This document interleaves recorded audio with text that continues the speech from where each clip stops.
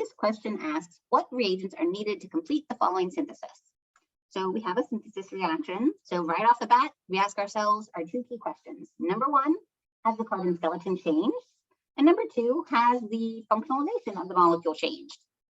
If we look at this and we think about carbon skeleton, we can say that the carbon skeleton has not changed. We haven't added carbons and we haven't lost carbons. That's really important because it will narrow things down a little bit. We know we don't have any alkyne alkylation reactions involved. We know we don't have any ozonolysis reactions involved because both of those would either increase the carbon chain in the case of alkylation or decrease the carbon chain in the case of ozonolysis. So we can kind of keep in our heads that those things aren't happening. If we are kind of thinking about how can we achieve this transformation and how does the functionalization change a little bit, there's one key thing I want to draw your attention to. We start with an alkene, we end with a dihalide. But the really important thing to notice is that the dihalide is in a different location compared to where the alkene is at in the starting material. So that's important because it lets us know that we need to kind of move the pi bond from one location to another. So we talked a lot about that back when we studied alkenes and elimination reactions. So we will definitely be using some sort of an elimination reaction in this synthesis. So let's go ahead and think about how we can go from the alkene to the dihalide. To make the dihalide, it helps to kind of think backwards a little bit. So we know really only one effective way to make a dihalide that looks like this, and that would be from this alkene. So I already mentioned that we would have to kind of shift the pi bond over, but it helps to have like a visual, like what are we coming from and how do we get there? So this is the alkene that we would need in order to make our key product. So we can ask ourselves, how do we get to that alkene? Basically, how do we move it from one spot to another? If we work backwards again from the alkene, all elimination reactions are going to involve a leaving group and a beta hydrogen. There are probably multiple ways that we can go about having this elimination occur. We could have the leaving group here. We could have the leaving group here. And those are really the only two places, two locations where the leaving group can be located. That's important because as we work backwards one more step, we have to think about how do we add the leaving group on. So we know our starting material is an alkene, and we've talked about kind of hydrohalogenation as a way to add halides to alkenes. So basically we want to think about how do we get from the starting material to that alkyl halide. So if we're thinking about this, there's not really a good way for us to go directly from the alkene to the alkyl halide, in which the halide is multiple carbon atoms away from where the original pi bond is. All of the additions of a halogen and a hydrogen across the pi bond are going to add directly to the pi bond. So we have to focus in on these two carbon atoms. And only the alkyl halide that has the halide on one of those original two carbons is one that we can make. Okay, so we've kind of thought our way backwards a little bit. How do we approach the synthesis of this reaction?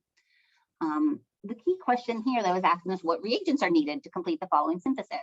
So now we have to think about how do we make these different intermediates. And that's where chapter 8, or sorry, our alkene addition chapter comes in. This is where our substitution elimination chapter comes in. So let's think about how can we make these. Let's look at reaction number 1. Reaction number 1, we need the halogen to add to the less substituted carbon.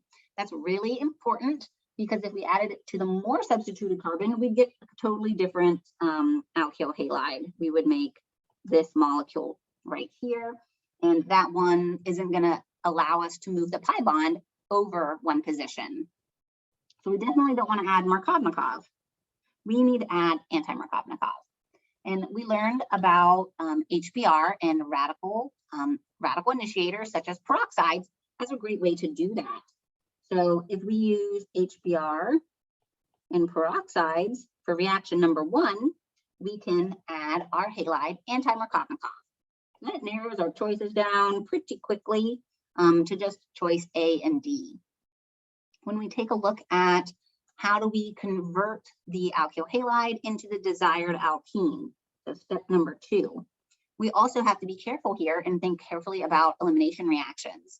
We learned about E2 eliminations and how we can use different size bases to bring about the key transformations that we want.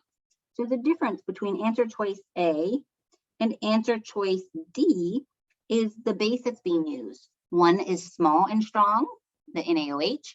One is small and bulky.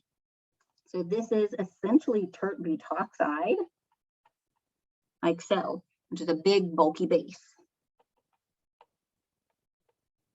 As we learned previously, a big bulky base will go for a more accessible hydrogen atom, whereas a small base will go for, can fit in and kind of take away the hydrogen that would lead to the more stable alkene. So in this instance, if we use sodium hydroxide, we would go backwards to the starting alkene because the sodium hydroxide would favor the more stable alkene product, which is tri-substituted. Okay, so the sodium hydroxide would go for this hydrogen, whereas the tert butoxide would go for the less substituted side, where you have more access to the hydrogen atoms because of the steric bulk of the base. So we need to use a big bulky base in order to make the less substituted Hoffman product as our alkene. So that's kind of the distinguishing factor between A and D. So because of the base, we know we need to use answer choice D here. The last question is, how do we get to the dihalide? This is an addition reaction where you can add bromine and an inert solvent such as carbon tetrachloride. Make sure you're not using a nucleophilic solvent like water, because then you would get a halohydrin instead. Also, just in case you're not aware, EN stands for enantiomer. So this reaction will make two products that are enantiomers of each other. So there you have it, our synthesis from alkene to dihalide and the key reagents that we need to accomplish that.